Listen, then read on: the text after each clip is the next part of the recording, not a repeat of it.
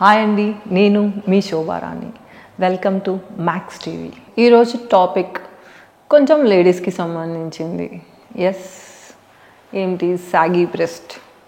అమ్మాయిలకి కొంచెం ఈ రోజుల్లో కాన్ఫిడెన్స్ మనకి ఎప్పుడైతే పర్ఫెక్ట్గా ఫిగర్ లేదు అనుకుంటామో మనకి కొంచెం కాన్ఫిడెన్స్ లో అవుతుంది. సో ఆ కాన్ఫిడెన్స్ని కొంచెం మళ్ళీ బ్యాక్ చేసుకోవాలి అంటే చిన్న చిన్న కొన్ని వర్కౌట్స్ చేసుకోవాలి అండ్ కొన్ని ఫుడ్ హ్యాబిట్స్ చేంజ్ చేసుకోవాలి అన్నమాట. సో నిదానంగా మనం ఫస్ట్ మన యొక్క వర్కౌట్స్ని స్టార్ట్ చేసుకోవాలి ఏమంటే take your elbows in line with your shoulder. Okay, shoulder లెవెల్కి మీ ఎల్బోస్ని ఇన్ లైన్ చేసుకోండి. Okay, with the palms close and open your chest. 1, breathe out, breathe in, open your chest. 2, breathe out. 3, breathe out. 4, breathe out. 5, breathe out. Breathe in.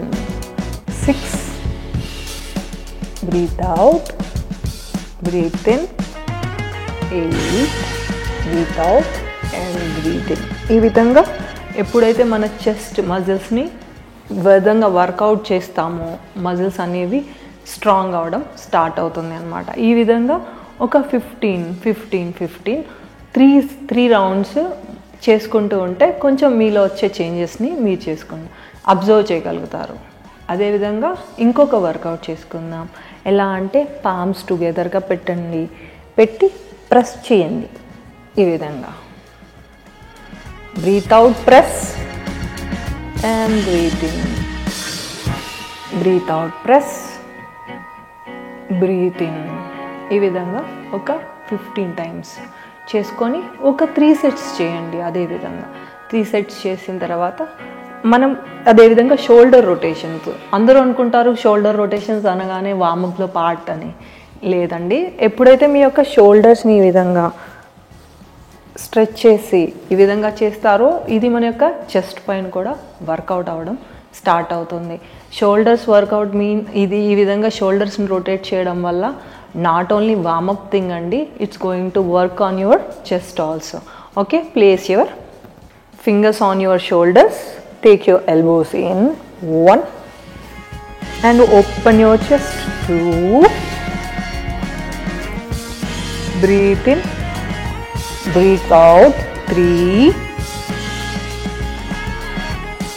4, breathe in, breathe out. 5, 6, 7 and 8. ఈ విధంగా clock wise చేసుకున్నాం. అదేవిధంగా now anticlockwise. When you open up your chest, breathe in and టుగెదర్గా మీ elbows వచ్చినప్పుడు breathe out. 1, 2, 3, 4,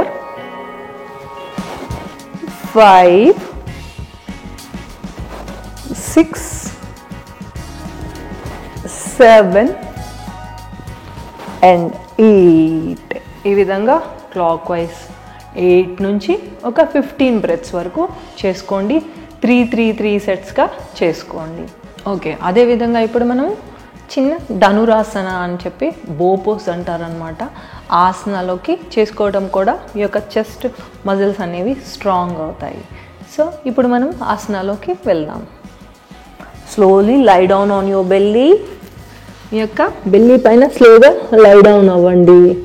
అయిన తర్వాత bend your knees. మీ యొక్క నీస్ని బెండ్ చేయండి. హోల్డ్ యువర్ యాంకిల్స్ని హోల్డ్ చేసుకోవాలి.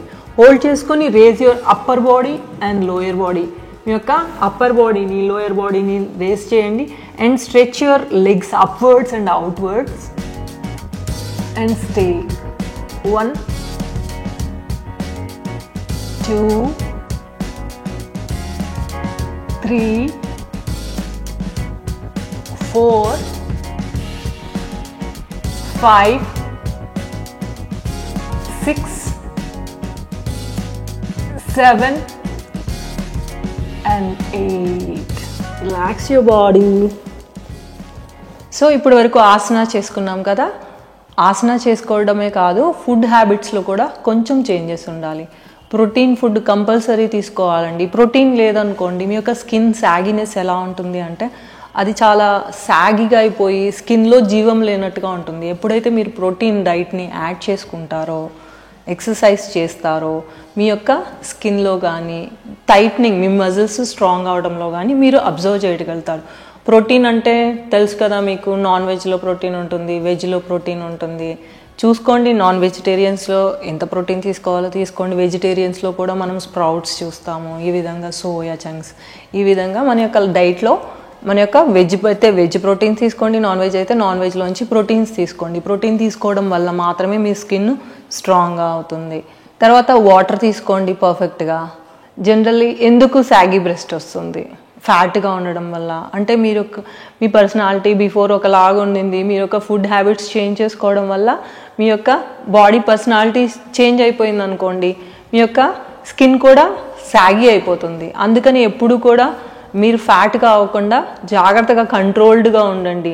ఏ రోజైనా మిస్టేక్ అంటే బై మిస్టేక్ మీరు తిన్నారు అంటే నెక్స్ట్ డే వర్కౌట్ చేయడం కానీ ఫుడ్ని కంట్రోల్ కానీ చేసుకున్నారు అనుకోండి, మీ యొక్క ఫుడ్ వల్ల జరిగేటటువంటి బాడీలో షేప్లో ప్రాబ్లం రాదు. ఇప్పుడు అంటారా, ఒక ప్రెగ్నెంట్గా అమ్మాయి అంటే ప్రెగ్నెంట్గా ఉంటుంది, తను ఒక డెలివరీ అయిన తర్వాత బేబీకి మిల్క్ ఇవ్వడం వల్ల కానీ తన బ్రెస్ట్ నార్మల్గా సాగే అవుతుంది. That is the natural thing.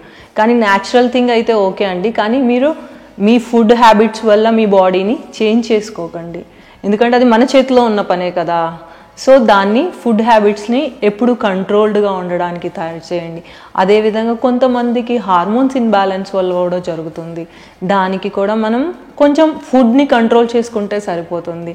Baby feedings ఇవన్నీ చేసినప్పుడు అంటే తప్పదు. సో అలాంటి వాళ్ళు కంపల్సరీ, అలాంటి వాళ్ళనే కాదు అందరూ సరే, ఎక్సర్సైజ్ చేయండి, మంచి ఫుడ్ తీసుకోండి. దానివల్ల మీ యొక్క స్కిన్ గ్లోయిగా స్ట్రాంగ్గా, ఈ సాగినెస్ పోయి స్ట్రాంగ్గా ఉండగలుగుతుంది అన్నమాట. సో ఫుడ్ కంట్రోల్ చేసుకోండి, మంచి ఫుడ్ ప్రోటీన్ తినండి, మంచిగా ఎక్సర్సైజ్ చేయండి. Be happy always. Thank you so much.